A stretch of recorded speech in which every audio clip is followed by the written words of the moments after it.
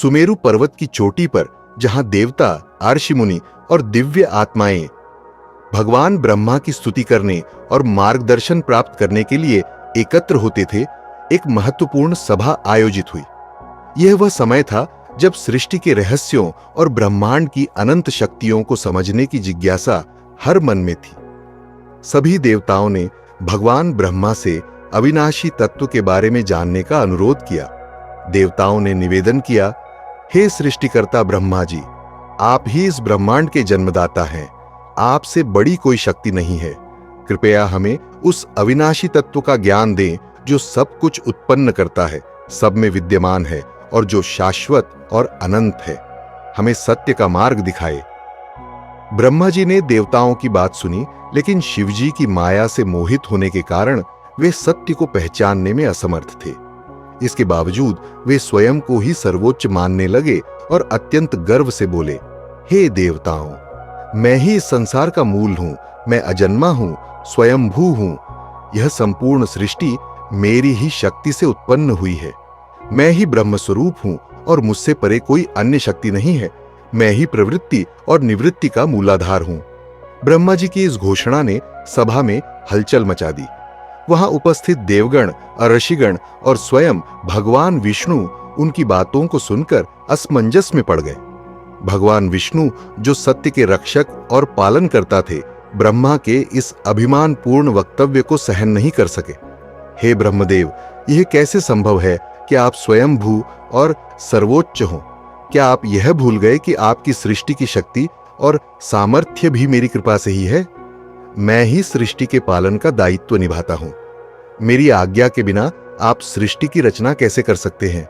यह उचित नहीं है कि आप स्वयं को सर्वोच्च घोषित करें। विष्णु जी की इस बात पर ब्रह्मा जी ने उत्तर दिया, हे विष्णु, यह मेरा अपमान है। तुम मेरे सहयोगी हो, लेकिन यह मत भूलो कि सृष्टि का प्रारंभ मुझसे होता है।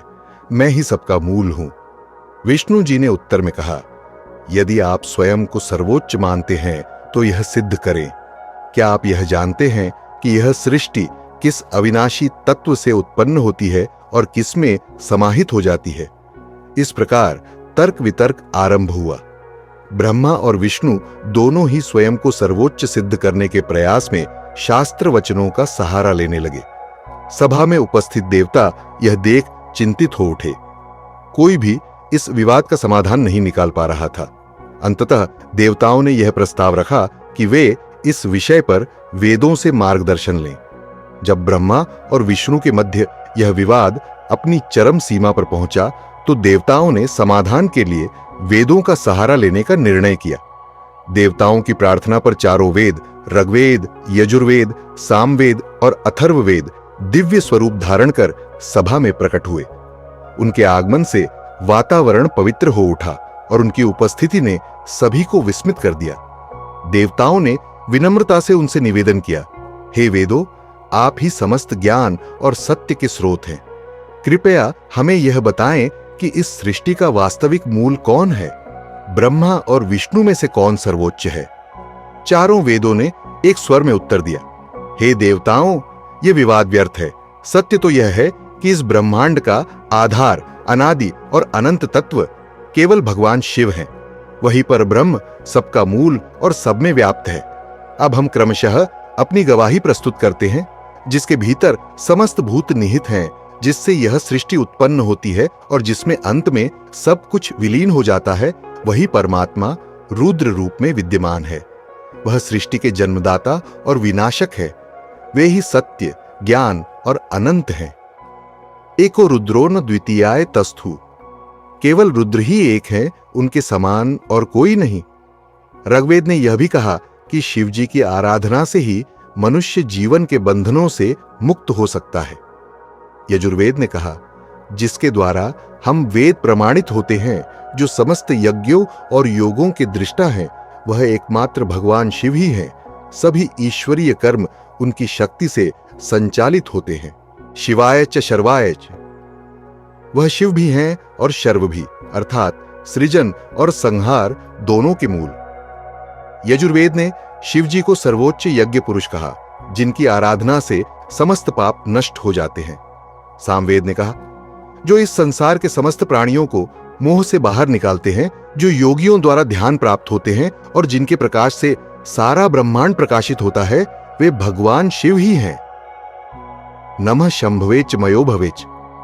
शंभु जो आनंद प्रदान करते हैं और मयोभव जो कृपा से जीवन को रूपांतरित करते हैं, उन्हीं को प्रणाम।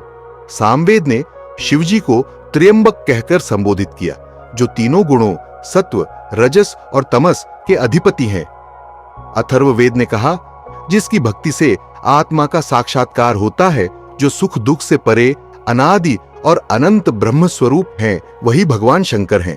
उनकी कृपा से ही जीवन का परम लक्ष्य प्राप्त होता है। यो देवानां प्रभवश्चोद्भवश्य विश्वाधिपो रुद्रो महर्षि। जो समस्त देवताओं के अधिपति, सृष्टिकर्ता और महर्षि हैं, वही रुद्र शिव हैं। अथर्ववेद ने शिवजी को पाशुपत बताया, जो प्राणियों के बंधनों को काटकर उन्हें मोक्ष प्रदान करते हैं। चारों वेदों ने एकमत होकर कहा, हे देवताओं, सृष्टि, पालन और संहार के मध्य जो संतुलन बनाए रखता है, वही परब्रह्म भगवान शिव हैं। उनकी आराधना से ही संसार के सभी प्रश्नों का उत्तर मिलता है। वेदों की इस गवाही ने वहां उपस्थित सभी को स्तब्ध कर दिया। ब्रह्मा और विष्णु ने भी वेदों की बात सुनी, लेकिन अपनी माया और अहंकार के कारण उन्हें स्वीकार करने में हिचकिचाहट हुई। यहीं से आगे की कथा में भगवान शिव अपनी अनंत ज्योति के रूप में प्रकट होते हैं। ब्रह्मा और विष्णु के बीच सर्वोच्चता के विवाद के कारण वातावरण अशांत हो गया। वेदों की गवाही के बाद भी अहंकारवश ब्रह्मा और विष्णु ने शिवजी की सर्वोच्चता को स्वीकार नहीं किया। इस स्थिति को देखकर शिवजी की दिव्य माया ने उन्हें शिक्षा देने का निश्चय किया। अचानक सभा के मध्य में एक अद्भुत और दिव्य ज्योति का प्राकट्य हुआ। वह ज्योति इतनी तेजस्वी और अनंत थी कि उसकी चकाचौंध से समस्त देवता भयभीत हो उठे। वह ज्योति किसी भी दिशा में सीमित नहीं थी, उसका आदि और अंत किसी को नहीं दिख रहा था। देवताओं ने विस्मित होकर पूछा, यह अनंत प्रकाश क्या है? यह किसका रूप है? ज्योति की यह अद्भुत महिमा स्वयं भगवान शिव का प्रतीक थी। इस अलौकिक दृश्य ने ब्रह्मा और विष्णु को भी चकित कर दिया। उन्हें लगा कि इस ज्योति का आदि और अंत खोजने से ही यह सिद्ध होगा कि कौन सर्वोच्च है। ब्रह्मा ने कहा, मैं इस ज्योति का ऊपरी छोर ढूंढने के लिए आकाश की ओर जाऊंगा। यदि मैं छोर पालूं तो यह सिद्ध होगा कि मैं सर्वोच्च हूं। विष्णु ने उत्तर दिया, तब मैं इसका आधार खोजने के लिए पृथ्वी की गहराइयों में जाऊंगा। यदि मैं इसे खोज लूं तो यह सिद्ध होगा कि मैं सर्वोच्च हूं। दोनों ने ज्योति के रहस्य को सुलझाने का संकल्प लिया और अपनी अपनी दिशाओं में चल पड़े।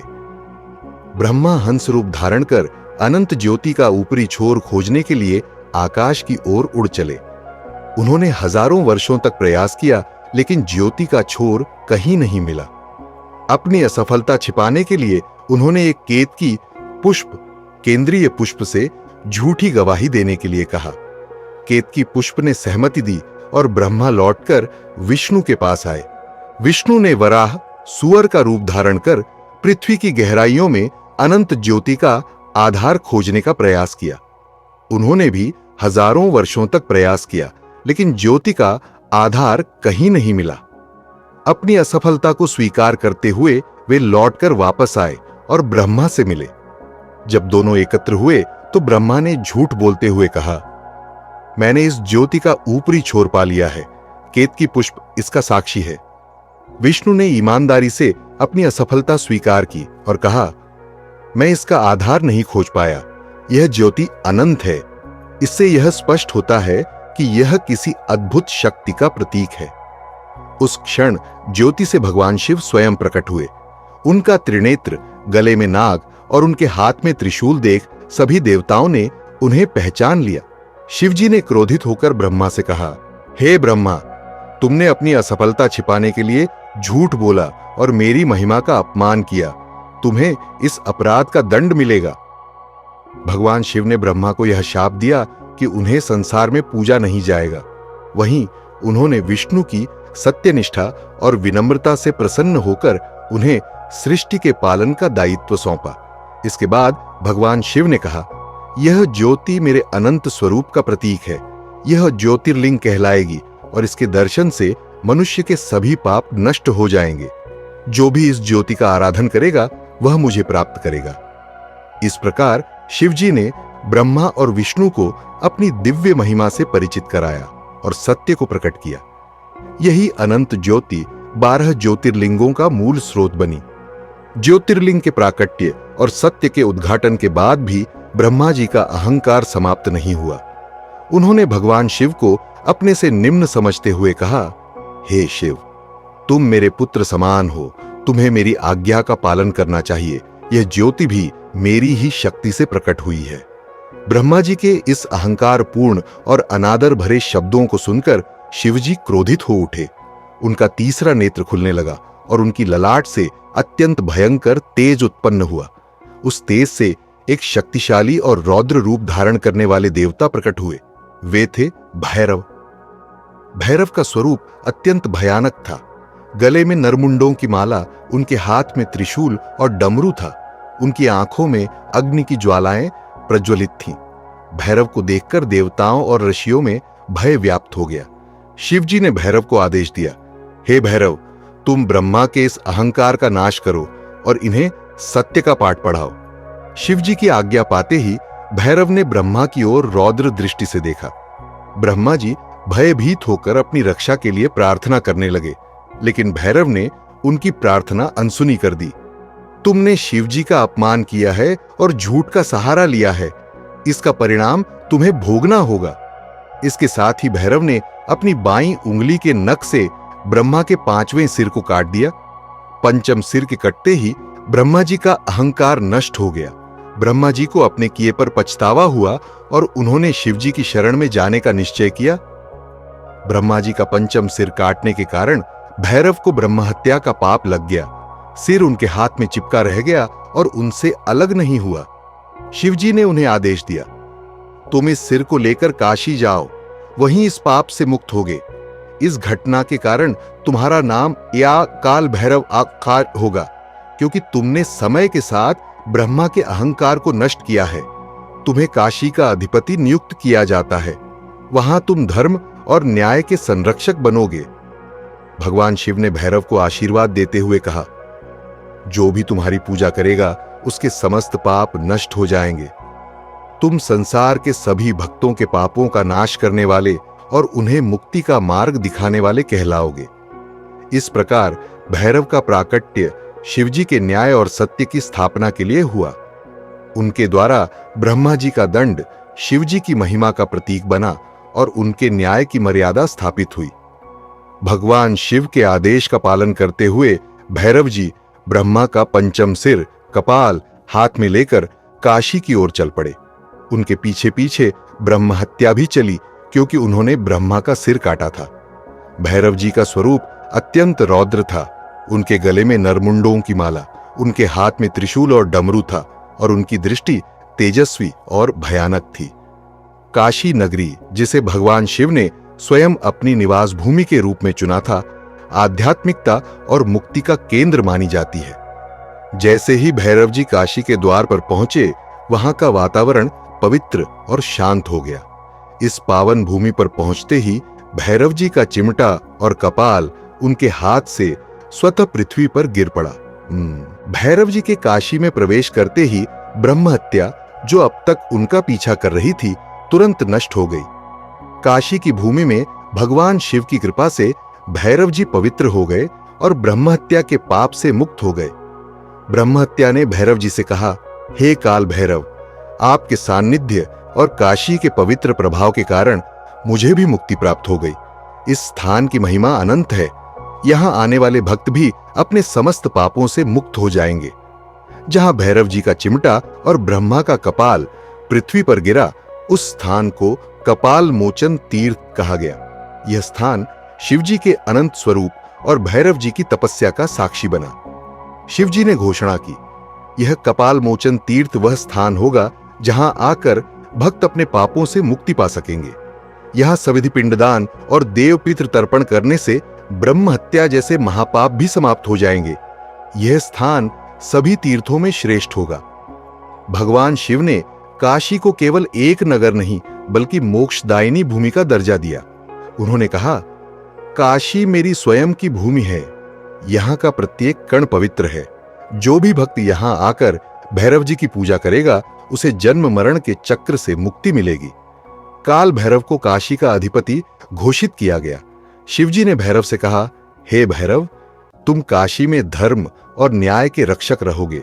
जो भी यहां तुम्हारी शरण में आएगा उसके पाप नष्ट हो जाएंगे, भक्तों को भय से मुक्ति मिलेगी और उन्हें मोक्ष प्राप्त होगा।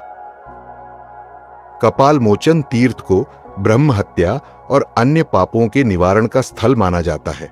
यहां आने वाले तीर्थयात्री अपने पितरों के निमित्त पिंडदान और तर्पण करते हैं, देवताओं और ऋषियों को प्रसन्न करने के लिए अनुष्ठान करते हैं, भैरव जी और शिव जी की आराधना कर अपने जीवन को पवित्र बनाते हैं। काशी की महिमा के कारण यह तीर्थ स्थान केवल पापों से मुक्ति ही नहीं बल्कि आत्मा की शुद्धि और मोक्ष का द्वार भी है। यही कारण है कि काशी को अविमुक्त क्षेत्र और मोक्ष नगरी के रूप में प्रतिष्ठित किया गया है। इस प्रकार भैरव जी का काशी में प्रवेश और कपाल मोचन तीर्थ का निर्माण न केवल शिव जी की महिमा को प्रकट करता है बल्कि यह भी सिद्ध करता है कि काशी आत्मा की पवित्रता और मोक्ष का अद्वितीय केंद्र है। जब भगवान शिव ने देखा कि ब्रह्मा और विष्णु ने अपनी भूल स्वीकार कर ली है और उनके प्रति अपनी भक्ति व्यक्त कर रहे हैं तो उनका क्रोध शांत हो गया। उन्होंने अपनी करुणामयी दृष्टि से उन दोनों को अभय दान दिया और कहा, हे ब्रह्मा और विष्णु, अब तुम दोनों मेरे प्रति कोई संशय न रखो।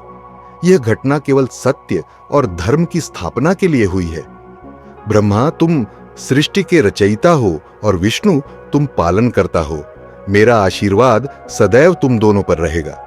शिव जी ने भैरव जी को भी आशीर्वाद देते हुए कहा, हे भैरव, तुमने मेरी आज्ञा का पालन करके सत्य और न्याय की स्थापना की है। तुम्हें काशी का अधिपति नियुक्त किया गया है। यहां आने वाले भक्त तुम्हारी पूजा करके समस्त पापों से मुक्त होंगे। तुम उनके पथ प्रदर्शक और रक्षक बनोगे। पहला, अहंकार का नाश। ब्रह्मा जी और विष्णु के विवाद से यह शिक्षा मिलती है कि अहंकार विनाश का कारण बनता है। ईश्वर की महिमा और उनकी माया के समक्ष सभी को नम्र और विनीत होना चाहिए। दूसरा, सत्य और धर्म की स्थापना। भगवान शिव ने भैरव जी को प्रकट करके यह संदेश दिया कि सत्य की विजय सदैव होती है। जो अहंकार या असत्य का सहारा लेते हैं उन्हें अपने कर्मों का फल भोगना पड़ता है। तीसरा, काशी का महत्व। काशी नगरी केवल एक तीर्थ स्थल नहीं है बल्कि मोक्ष का द्वार है। यहां आने वाले भक्त शिवजी और काल भैरव की पूजा करके अपने समस्त पापों से मुक्त हो सकते हैं। चौथा, शिवजी की सर्वोच्चता। चारों वेदों और ज्योतिर्लिंग के प्राकट्य से यह सिद्ध होता है कि शिवजी अनंत, अजन्मा और सर्वव्यापी हैं। वे सृष्टि, पालन और संहार के स्वामी हैं। पांचवां, धर्म और न्याय का प्रतीक। भैरव जी का प्राकट्य यह दर्शाता है कि धर्म की रक्षा और न्याय की स्थापना के लिए कठोर कदम उठाने पड़ते हैं। यह शिवजी की माया का एक अभिन्न अंग है। छेवां, भक्ति और समर्पण का महत्व। कथा हमें यह सिखाती है कि ईश्वर की कृपा पाने के लिए अहंकार का त्याग, सत्य का अनुसरण और भक्ति का मार्ग अपनाना आवश्यक है। ब्रह्मा, विष्णु और समस्त देवताओं ने शिवजी की महिमा का गुणगान किया और काशीपुरी को धरती का सबसे पवित्र स्थान घोषित किया।